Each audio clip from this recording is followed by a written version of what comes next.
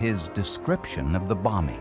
On the day of Steve Christensen's murder, Mark Hofmann was scheduled to meet with Mormon church officials to discuss some early Mormon documents he was selling, known as the McClellan Collection. Steve Christensen was active in the Mormon church and was asked to attend that meeting in order to certify that the documents were authentic.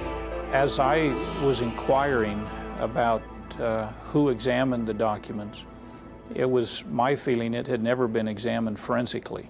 George Throckmorton was asked to do just that, to use scientific forensic methods to find out whether some of the world's leading experts had been fooled.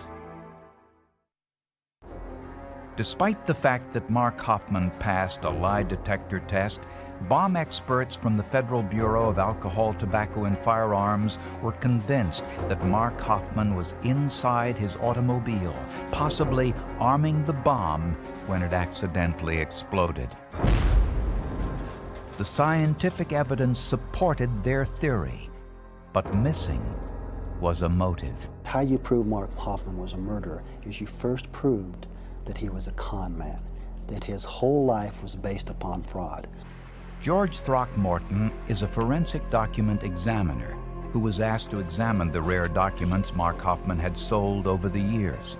He compared them to other rare documents the Mormon Church had in its vault from the same time period, which Hofmann had nothing to do with. Under ultraviolet light, many of the documents Hofmann sold turned blue.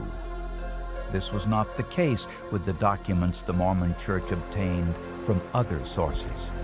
Under a microscope, Throckmorton noticed that the ink on Hofmann's documents ran in one direction.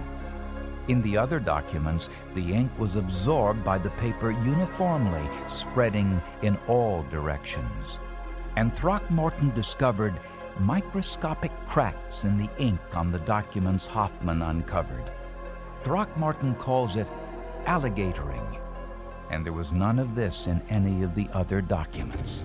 At this point, it made us say something's wrong, but we don't know what. Why are Hofmann's documents different than the other documents?